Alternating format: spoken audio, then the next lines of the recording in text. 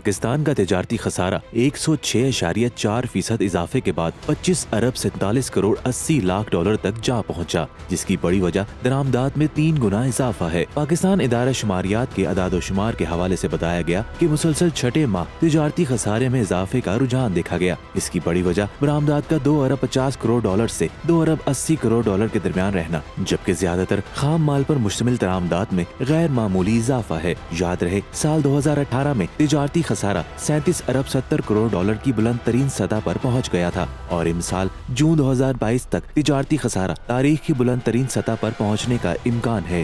واضح رہے کہ پاکستان میں معیشت پہلے ہی کمزور تھی، اور موجودہ حکومت کی سیاسی اور انتظامی نااہلی کے باعث معاشی ابتری میں مسلسل اضافہ ہو رہا ہے۔ جس پر قابو نہ پایا گیا تو ملک دیوالیہ ہو سکتا ہے۔